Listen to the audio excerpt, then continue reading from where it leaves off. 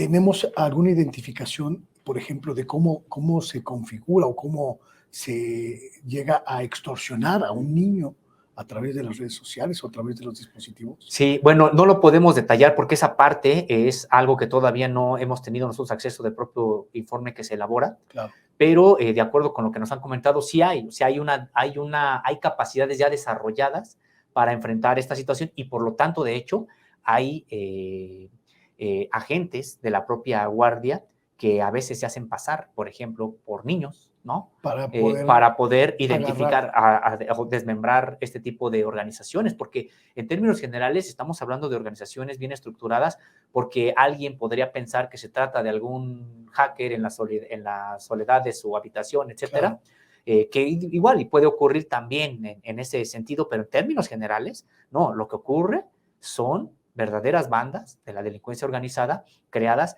para finalmente, ¿qué? Pues hacerse de la mayor cantidad de recursos, incluso el propio secuestro de un niño, lo que les significa de recursos para ellos, etcétera. O sea, estamos hablando de crímenes de alto impacto social, que por eso decíamos, pues es importante arrojar luz sobre lo que está ocurriendo, sobre estas cifras que ahí están, son cifras que ha proporcionado la propia Guardia Nacional, que dan cuenta de que no se trata de un asunto menor.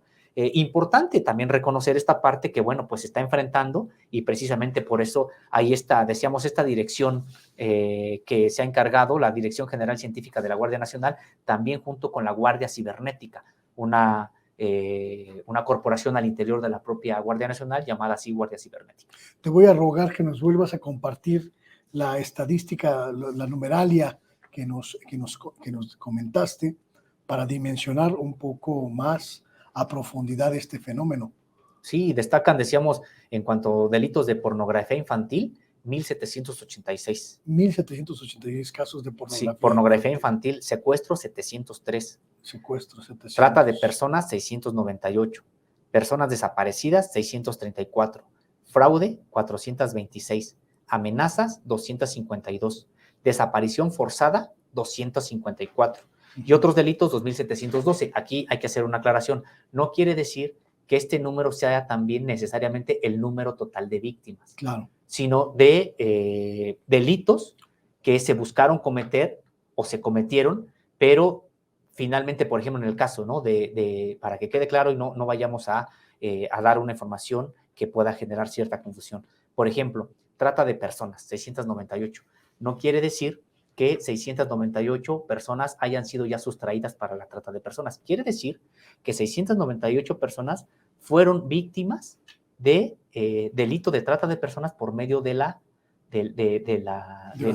así es, ¿cómo? Pues tratando de engancharla, independientemente de si se haya concretado o no este enganchamiento. Otro caso, por ejemplo, personas desaparecidas, 634. No quiere decir necesariamente que finalmente el delito se haya concluido en la desaparición de la propia persona, pero son delitos que buscaron hacerse desde las propias plataformas de cibernéticas. Que se hayan concluido no hemos llegado al detalle de esta información, pero esta información que genera ya la Guardia Nacional, pues sí nos da cuenta de que hay una actividad abierta de este tipo de delincuencia permanente en la propia web.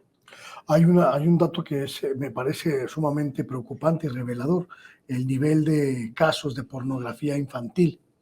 Estamos hablando de niños, de niñas que son pues, víctimas de engaños para pues, distribuir o ser sujeto de imágenes de tipo sexual.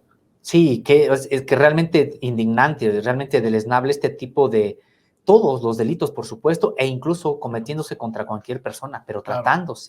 tratándose de menores de edad, de niños, de niñas, adolescentes, pues es mayor la propia indignación que generan, es la comisión de estos delitos y por lo tanto también mayor el impacto social que tienen. Por eso decíamos, es importante no solamente meter en la misma bolsa completa todos los delitos de ciberdelincuencia que se cometen, sino especificar también, darle luz a aquellos que tienen como víctimas a los niños, a las niñas y a los adolescentes, a los menores de edad en términos generales.